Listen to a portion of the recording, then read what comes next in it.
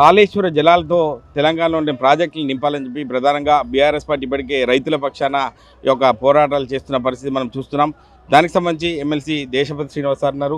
Sir చెప్పండి sir, ఈ యొక్క ఉద్యమాలు చూస్తుంటే గతంలో చేసిన ఉద్యమాలు మళ్ళీ ముందుకు వచ్చాయని అనిపిస్తుంది. ఏం చెప్తారు సార్ రైతుల పక్షాన?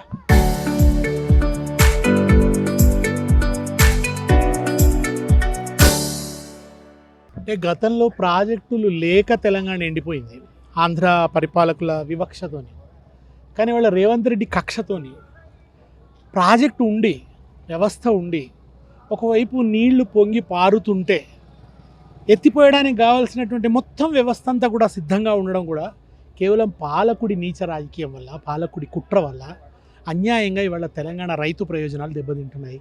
తెలంగాణ నాశనం అయిపోయేటువంటి పరిస్థితి వస్తున్నది. కన్నతల్లే దయ్యమైనట్టున్నది ఇవాళ తెలంగాణ పరిస్థితి. ఈయనగాచి నక్కల పాలు చేసినట్టు అయింది. ఇవాళ కన్నెపల్లి దగ్గర ఒక 92 మీటర్ల ఎత్తున నీళ్లుంటే ఎత్తిపోయొచ్చు.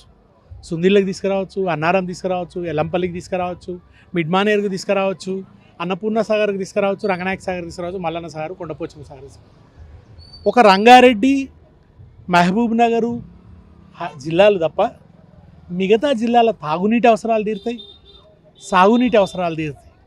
ఇన్నింటి కల్పతరువైనటువంటి ప్రాజెక్టును కేవలం ఒక పిచ్చి కుక్క ముద్రేసి చంపాలన్నట్టుగా కూలేశ్వరం అనే ఒక ముద్రేసి కుట్రరాయికి ఏం చేస్తున్నాడు రేవంత్ రెడ్డి. ఇవాళ యావత్ తెలంగాణ సమాజం చెప్తున్నది నువ్వు చేస్తున్న తప్పు. నీకు కేసీఆర్ మీద కక్ష ఉంటే వేరే రకంగా తీర్చుకో, కానీ రైతుల మీద కక్ష తీర్చుకోకు. కట్టి ఉన్న ప్రాజెక్టు అది కేసీఆర్ ఆస్తి కాదు, అది ప్రజల ఆస్తి, తెలంగాణ ఆస్తి, దాన్ని ఉపయోగించు అని చెప్పి ఎంతమంది చెప్తున్నారు. ఇవాళ ఓవైపు బీఆర్ఎస్ పోరాటం చేస్తున్నది, రెండో వైపు రైతులు పోరాటం చేస్తున్నారు, రిటైర్డ్ ఇంజనీర్లు చెప్తున్నారు. రిటైర్డ్ ఇంజనీర్లు శ్యాంప్రసాద్ రెడ్డి గారు కానీ, అనంతరాములు గారు కానీ, శ్రీధర్ దేశపాండే గారు కానీ, వీళ్ళంతా తెలంగాణ ఉద్యమంలో స్వచ్ఛందంగా పోరాటం చేసిన నిజాయితీపరులైనటువంటి ఇంజనీర్లు. వాళ్ళే పాలమూరు రంగారెడ్డి ఎత్తిపోతల డిజైన్ వేసి ఇగో ఇది ఇది ఇది చేస్తే పాలమూరు కరువు తీరుతుందని అప్పుడు ప్రచారం చేసిన వాళ్ళు స్వచ్ఛందంగా చేసిన వాళ్ళు, ఒక రూపాయి ఆశించకుండా, ఏ ఫలితం ఆశించకుండా చేస్తారు. కిరణ్ కుమార్ రెడ్డి టైంలోనే ఆ ప్రాజెక్టు పనులు, సర్వే పనులు ప్రారంభమైంది. అట్లా వాళ్ళు ఎంతో కాంట్రిబ్యూట్ చేశారు తెలంగాణకు. వాళ్ళు కూడా నిపుణులుగా ఒక సలహా ఇచ్చినారు. నిజమే, మినిమం డ్రా లెవెల్కు నీళ్లు పెట్టుకొని పంపింగ్ చేసుకోవచ్చు అని చెప్పి చెప్తే వాళ్లకు బెల్ట్ ట్రీట్మెంట్ ఇవ్వాలంటాడా ఈ దుర్మార్గుడు? ఇదానికి వాళ్ళ పట్ల ఉండాల్సినటువంటి గౌరవం. నువ్వు ఉద్యమంలో లేవు, నువ్వు ఉద్యమానికి ద్రోహం చేసినావు, ఉద్యమం పట్ల నిజాయితీగా పనిచేసిన వాళ్ళనట చర్లపల్లి జైల్లో వేయాలట. ఎందుకు వేయాలి? వాళ్ళు అసలు కాళేశ్వరంలో అవినీతి జరిగింది కనుక వాళ్ళు కూడా అందులో భాగం, వాళ్ళని చర్లపల్లి జైల్లో వేయాలట. వాళ్ళు అసలు కాళేశ్వరం ప్రాజెక్టులో పనిచేయని లేదు. వాళ్ళు అప్పటి వరకే రిటైర్ అయిపోయినారు. కేవలం ప్రాజెక్టు సైట్ మేడిగడ్డ దగ్గర కట్టొచ్చా లేదా అన్నప్పుడు వాళ్ళు వెళ్ళి పరిశీలించి వచ్చి వాళ్ళ ప్రతిపాదనని వాళ్ళు ముఖ్యమంత్రికి ఇచ్చింది. కొన్ని విషయాల్లో వాళ్ళు విభేదించారు కూడా. అటువంటి వాళ్ళను పట్టుకొని వాళ్ళను బెల్ట్ ట్రీట్మెంట్ ఇవ్వాలని మాట్లాడతావా? ఎట్లా మాట్లాడుతున్నాడు అంటే, బీహార్ జంగిల్ రాజులో పోలీస్ ఇన్స్పెక్టర్లు ఉంటారు, 3rd డిగ్రీ హింసలు పెడుతుంటారు. మనకు నక్సలైట్లు ఉన్నప్పుడు కూడా ఇక్కడ 3rd డిగ్రీ, ఈ 3rd grade leader 3rd degree హింస వల్ల భాష ప్రయోగిస్తున్నాడు. ఇటు పిల్లలు ఉద్యోగాలు కావాలంటే ఎండిన దాగి చచ్చిపోండి అంటాడు. ఇటు బీఆర్ఎస్ వాళ్ళేమో నీళ్లు కావాలని అడిగితే వీళ్ళని పోయండి, ఆ రక్తం పొలాలకు చల్లండి అంటాడు. ఇది ఏం భాష? ఇది ఏమి రక్త పిపాసి భాష ఏంది? ఈ రక్త పిశాచి భాష ఏంది? దుర్మార్గంగా ఇవాళ రైతు ప్రయోజనాలు ఎల్నినో వస్తున్న కారణంగా రాబోయే రోజులు గడ్డుగా ఉండబోతున్నాయి. భయంకరమైన కరువు రాబోతున్నది. చుక్క చుక్క ఒడిసిపట్టి రిజర్వాయర్లని నింపుకోవాలి. దాదాపు 1000 టీఎంసీల సామర్థ్యం ఉన్న తెలంగాణ రిజర్వాయర్లలో 300 టీఎంసీల నీళ్ళు కూడా ఇవాళ లేవు. 4 రోజులైతే అడుగంటి పోతాయి. మళ్ళీ గండ కరువును చూస్తాం. మళ్ళీ చంద్రబాబు నాయుడు కాలం నాటి కసాయి కరువును ఈ చంద్రబాబు నాయుడు శిష్యుడి కాలంలోనే తెలంగాణ చూడవలసి వచ్చినట్టున్నది. అంటే రక్తం అనే అంశం మీరు తీశారు. అంటే రక్తం విషయంలో సీరియస్గా ఇనిషియేటివ్గా తీసుకున్నాడు హరీష్ రావు. ఖచ్చితంగా మా రక్తం ఇస్తాం, గోదావరి జిల్లాలు ఖచ్చితంగా మాకు రావాలని డిమాండ్ చేస్తున్నారు.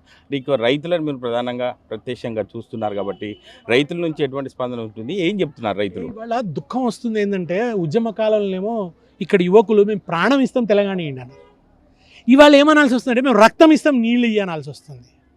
అంటే ఏం గతి పట్టించిండు రేవంత్ రెడ్డి? ఇవాళ రైతులు ఏమంటున్నారు? రైతులకు అర్థమైంది రేవంత్ రెడ్డి కువారంతో ఉన్నాడు, రేవంత్ రెడ్డి కుచితంతో ఉన్నాడు, కాళేశ్వరం వ్యర్థం కాలేదు, 1,00,000 కోట్లు కొట్టుకపోలేదు, పచ్చి అబద్ధాలు చెప్తున్నాడు, నీళ్ళు ఎత్తిపోయొచ్చు అనేది వాళ్ళ రైతులకు అర్థమైంది. రైతులకు అర్థమైపోయిన తర్వాత రేవంత్ రెడ్డి నువ్వు ఇంకా నాటకాలు ఆడితే సాగదు, ఈ నాటకాలు కట్టిపెట్టు, రైతుల ప్రయోజనాల దగ్గర నీళ్ళ దగ్గర నాటకాలు ఆడకు, జీవన్మరణ సమస్య దగ్గర నాటకాలు రాజకీయాలు ఆడకు అని చెప్పి వాళ్ళ రైతులు హెచ్చరిస్తున్నారు. ఇవాళ నువ్వు గనక ఎత్తిపోయకుంటే రాబోయే రోజుల్లో జరిగే భారీ నష్టానికి నువ్వే బాధ్యత వహించాల్సి వస్తుంది. జీవావరణం పోతుంది, పక్షులు చచ్చిపోతాయి, పిట్టలు చచ్చిపోతాయి, రైతులు ఆత్మహత్యల పాలైపోతారు, పొలాలు ఎండిపోతాయి, మళ్ళీ కుటుంబాలు విలవిలలాడేటువంటి పరిస్థితి వస్తుంది, వ్యవసాయం సంక్షోభం పాలైపోతుంది, మళ్ళీ రైతులు అప్పుల పాలైపోతారు. ఇటువంటి ఒక ఘోరమైన విలయానికి నువ్వే బాధ్యత వహించాల్సి వస్తుంది, నువ్వే కారకుడవు అవుతావు. రేవంత్ రెడ్డి అనే నీ పాపపు చింతన కారణంగా, నీ పాపపు ఆలోచనలు, నీ పాపిష్టి బుద్ధి కారణంగా రైతు ఘోరమైన కష్టాలు అనుభవించడనేటువంటి నిందకు నువ్వే బాధ్యుడు అవుతావు. అంటే గతంలో నీళ్లు నిధులు నియామకాల నినాదంతో మనం ముందుకెళ్ళిన పరిస్థితి ఉంది. కానీ ఎవడు పాలైందిరో తెలంగాణ అని చెప్పి ఒక పాటలు పడుకున్న సందర్భాలు కూడా చూసాం. ఆ పరిస్థితి వచ్చే అవకాశం ఉంది అనుకోవచ్చు ఈసారి కూడా. ఇప్పుడు పిశాచాల పాలైంది, రక్త పిపాసుల పాలైపోయింది తెలంగాణ, దోపిడీదారుల పాలైపోయింది తెలంగాణ. ఇవాళ పోలవరం పూర్తయ్యేంత వరకు కాళేశ్వరం ఉపయోగించదలుచుకోలేదు రేవంత్ రెడ్డి. పోలవరం పూర్తయి వాళ్ళకి డెల్టా అవసరాలు తీరడానికి అన్ని రకాల ఏర్పాట్లు అయిన తర్వాత కానీ ఆయన కాళేశ్వరాన్ని ముట్టుకోడు. అప్పటిదాకా కాళేశ్వరాన్ని ఆయన రిపేర్ చేయడు. ఇంకో ఏడాది పాటు కాళేశ్వరాన్ని పడవ పెట్టాలని చెప్పి చూస్తున్నాడు. ఇవాళ నిజానికి సుందిల్ల ఇంటాక్ట్ ఉన్నది, అన్నారం ఇంటాక్ట్ ఉన్నది. మండలిలో కోదండరాం అడిగింది కూడా కోదండరాం ప్రశ్న వేస్తే ఉత్తమ్ కుమార్ రెడ్డి జవాబు చెప్పిండు, సుందిల్ల అన్నారం మంచిగా ఉన్నాయి, గ్రౌటింగ్ కూడా పూర్తి చేసిండ్రు అని చెప్పి వాళ్ళే జవాబు చెప్పిండ్రు. ఇవాళ పక్కాగా ఉన్నాయి అక్కడ కొద్దిగా నీళ్లు నిలుపుకొని, కానీ ఇవాళ ఏం మాట్లాడతాడు, అవి కూలిపోతే భద్రాచలం మునిగిపోతుంది అని చెప్పి ఊరికి అమాస లేనట్టు మాట మాట్లాడతాడు. అంతు పొంతు లేని శంకరాచార్యులకు పీర్ల పండుగకు ముడేసినట్టు అడగోలు హేతురహితమైనటువంటి మాటల్ని ఇవాళ రేవంత్ రెడ్డి మాట్లాడుతున్నాడు.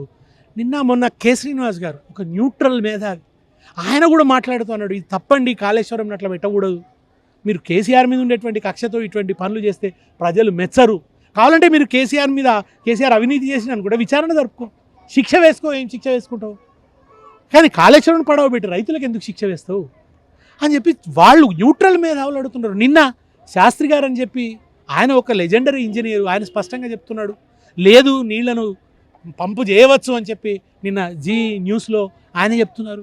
ఎంతమంది చెప్పాలి నీకు, ఇంకా నీకే తెలుసా ఇంజనీరింగ్ అంతా కూడా, నీకే జ్ఞానం ఉందా, నీకు ఉత్తమ్ కుమార్ రెడ్డి తప్ప ఇంకెవడి జ్ఞానం లేదా? ద్రోహ బుద్ధితో చేస్తున్నటువంటి పని ఇది.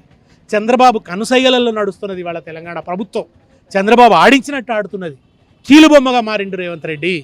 ఇవాళ అన్యాయంగా గోదావరి నీళ్ళని కూడా ఆంధ్ర కర్పణం చేస్తున్నాడు, తెలంగాణ ప్రజల జీవితాలను సంక్షోభం పాలు చేస్తున్నాడు. అంటే చివరిగా ఎలినో ప్రభావం ఉందని చెప్పి ప్రధానంగా వాతావరణ శాఖ కూడా చెప్తున్న పరిస్థితి అవుతుంది. మరి ఎందుకు ఇంత నిర్లక్ష్యం వహిస్తున్నాడు అనుకోవద్దు.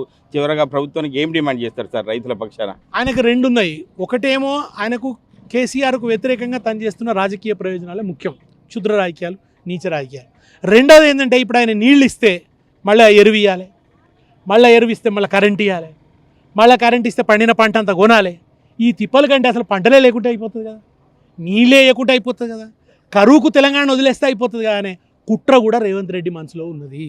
అంతటి దుర్మార్గుడు రేవంత్ రెడ్డి. ఆయనకు ప్రజలంటే పట్టింపు లేదు, ఆయన రాజకీయాలు. ఆయన వచ్చినప్పటి నుంచి జరుగుతున్నది ఏంది, నదులేమో ఆంధ్రాకు పోతున్నాయి, నిధులేమో ఢిల్లీకి పోతున్నాయి. ఇవాళ ఈయన ఢిల్లీకి సమర్పించిన నిధులతోని కాళేశ్వరం ఎప్పుడో రిపేర్ అయిపోవు. ఈయన ఢిల్లీకి పర్యటనలు ఏవైతే చేసినా ఒక పర్యటన ఖర్చులు చాలు రిపేర్లకు. కనుక ఇవాళ దుర్మార్గంగా ప్రాజెక్టును పడావు పెట్టి, ప్రాజెక్టు ఉండంగా కూడా పంటలు ఎండిపోయేటువంటి వికృతమైన, ఇది ప్రకృతి వైపరీత్యం కాదు, రేవంత్ రెడ్డి వికృతి వైపరీత్యం. రేవంత్ రెడ్డి వికృతి సృష్టించినటువంటి వైపరీత్యం కనుక నీళ్లు ఎత్తిపోయకుంటే రేవంత్ రెడ్డిని ఎత్తిపారేస్తారు తెలంగాణ ప్రజలు. ఇది పరిస్థితి తెలంగాణ రాష్ట్ర వ్యాప్తంగా ఉన్నటువంటి ప్రజలు గమనిస్తున్నారు. 4 కోట్ల ప్రజల యొక్క పరిస్థితి చూస్తుంటే దయనీయంగా ఉంది. ఖచ్చితంగా రేవంత్ రెడ్డి నీళ్ళు ఇస్తేనే యొక్క ప్రజలు సుఖ సంతోషంతో ఉంటారని చెప్పి ప్రధానంగా ఎమ్మెల్సీ దేశపతి శ్రీనివాస్ సార్ చెప్తున్నారు. కెమెరామెన్ నెల్లూరుతో మహేష్, RTV, సిద్దిపేట జిల్లా.